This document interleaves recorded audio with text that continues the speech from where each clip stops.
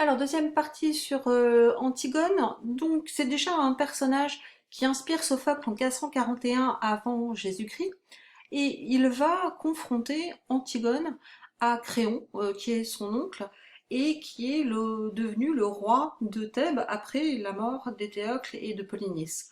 On a donc d'un côté Antigone qui incarne le droit moral et le devoir moral, le droit de la famille, et de l'autre on a Créon qui va incarner la raison d'État et le droit au sens politique du terme. Donc cette confrontation, évidemment, est intéressante. Alors là, il y a plusieurs interprétations par rapport au personnage d'Antigone. La première interprétation, c'est que Antigone serait l'instrument des dieux pour exercer la némésis sur Créon. Quelle faute a commis Créon? Eh bien, là encore, une faute qui ressort à l'hybris, à l'orgueil, à la démesure. C'est-à-dire que en condamnant Polynice à errer de toute éternité après sa mort, il empiète sur le droit des dieux. Ce n'est pas à un homme de décréter ce qu'une âme va devenir outre-tombe. C'est le privilège des dieux. Et Créon le perd de vue et s'arroge ce droit, d'où leur colère et d'où son châtiment. La deuxième interprétation, c'est que finalement, euh, Antigone, comme Créon, fait preuve, elle aussi, d'une forme de démesure, d'absolu, c'est-à-dire qu'elle refuse absolument d'envisager combien son geste pourrait nuire à la cohésion de l'État et du vivre ensemble, puisqu'elle remet en cause l'autorité. Et du coup, Antigone apparaîtrait comme l'expression de la conscience, de la liberté individuelle, qui s'érige contre la loi des dieux et contre la loi de l'État. Voilà.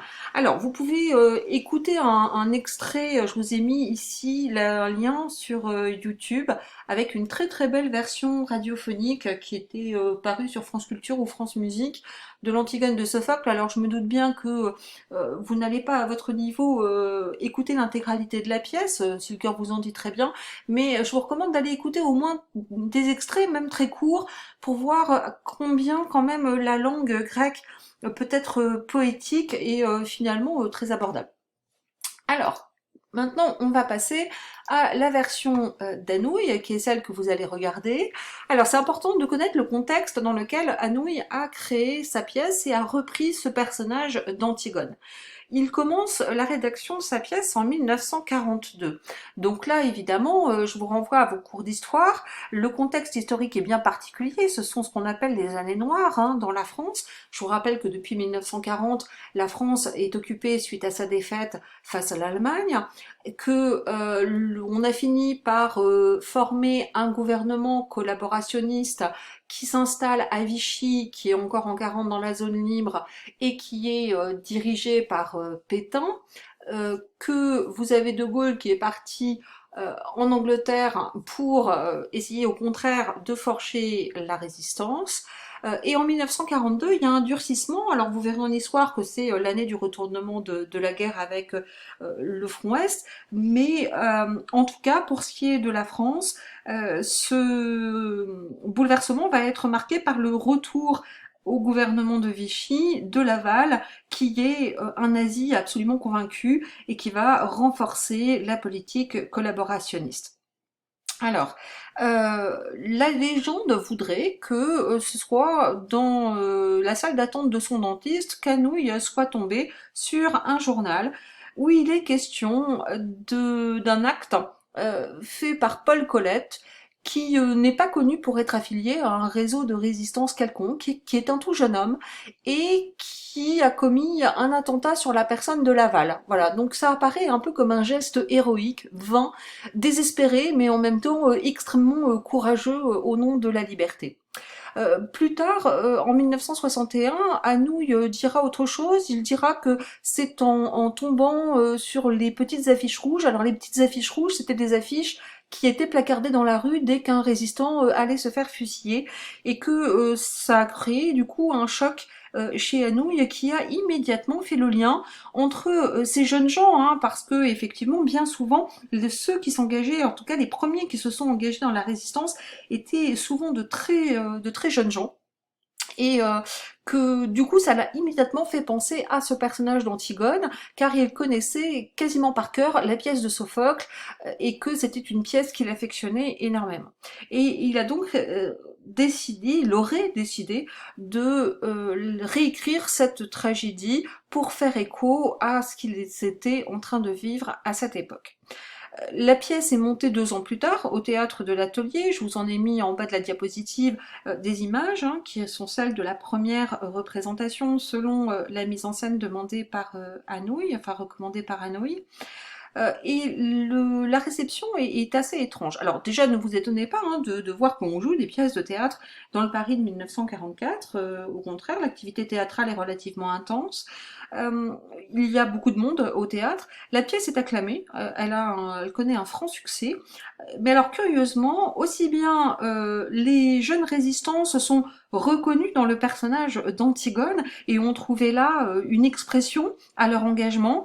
Et curieusement aussi, eh bien, vous avez des journalistes collaborationnistes qui vont publier dans les journaux une apologie de la pièce en disant que précisément elle met en valeur les dangers des actes terroristes inconsidérés qui mettent en péril la nation et la sagesse de Créon permet de maintenir un ordre qui permet à chacun de rester en sécurité. Alors c'est intéressant cette double lecture parce que je pense que c'est le propre justement du théâtre de ne pas proposer une vision fermée, manichéenne des choses.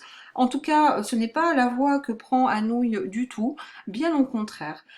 Dans un roman, vous allez avoir un narrateur éventuellement omniscient qui peut imposer sa vision des choses, qui peut commenter ce qui se passe, qui peut orienter les événements.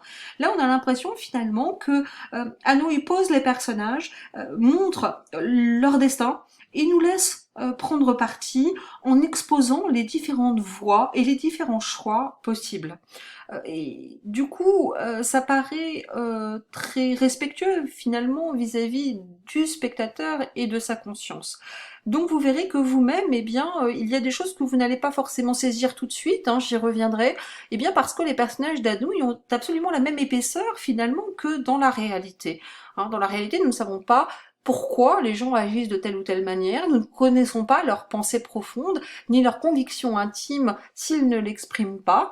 Les raisons qu'ils donnent sont des raisons qui sont subjectives et personnelles, euh, et on a exactement cette même confrontation par rapport à l'épaisseur d'autrui dans la pièce. Voilà, donc vous aurez peut-être vous aussi des choix à opérer, on en reparlera ensemble si vous le voulez bien après.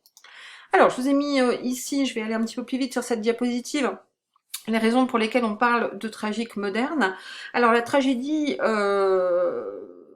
au XXe siècle va prendre des accents un petit peu particuliers. Anouilh n'est pas le seul hein, à reprendre des héros tragiques. Je vous ai mis l'exemple de la guerre de Troie n'aura pas lieu de Giraudoux ou de la machine infernale de Cocteau qui parle d'Édipe.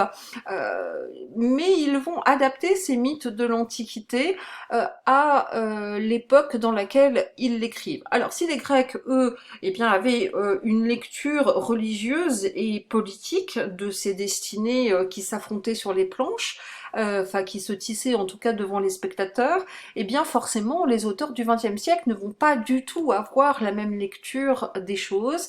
Ce qui est intéressant, c'est de voir que bah, finalement ils vont s'emparer du tragique pour montrer notre destinée, pour s'interroger sur la condition humaine, mais bien souvent la conclusion va être celle d'un certain non-sens, d'une absurdité. Alors, la pièce d'Anouilh est aussi représentative de la modernisation du genre au niveau de la forme. Je vous ai mis un tableau où on confronte la tragédie classique que vous découvrirez au XVIIe siècle au lycée et la tragédie moderne. Alors, dans la tragédie classique, il y a 3 ou 5 actes. Hein, généralement, vous prenez les tragédies de Racine, il y a 5 actes.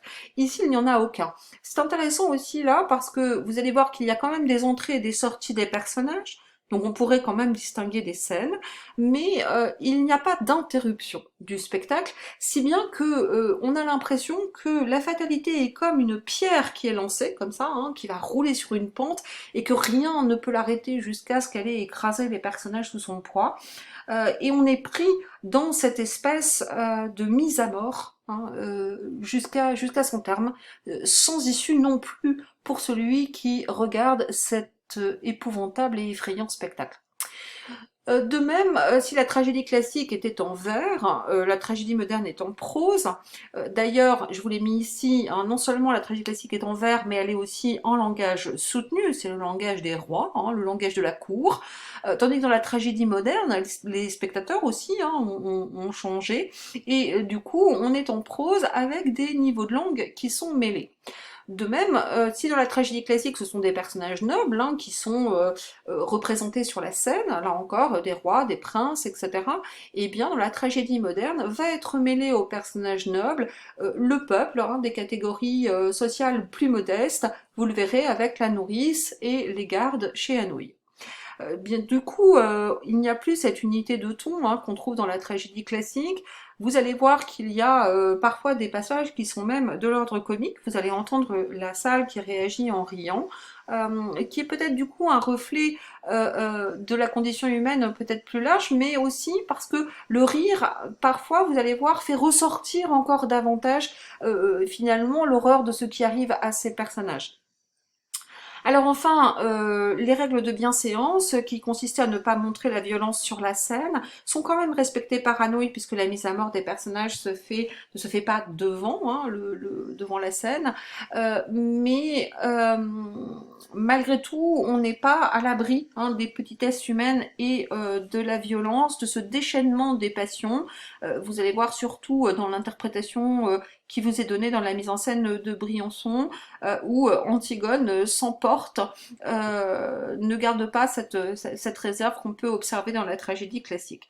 Alors l'intérêt aussi, c'est que du coup, dans la tragédie classique, on invitait le spectateur à avoir une forme de distance par rapport au spectacle qu'il regardait, distance qui l'invite aussi à un regard critique. Ici, au contraire, le spectateur est beaucoup plus proche de ce qui apparaît sur la scène, la mise à distance est moins évidente, du coup, ça n'empêche pas la réflexion, mais peut-être que la réaction émotionnelle du spectateur est plus franche et que on est davantage mêlé à ce qui se passe.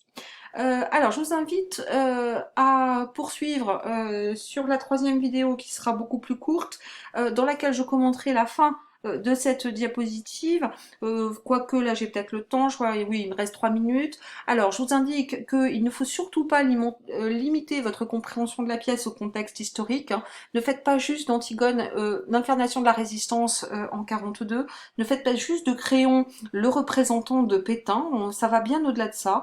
Antigone va incarner le pouvoir de dire non absolument à toutes les époques.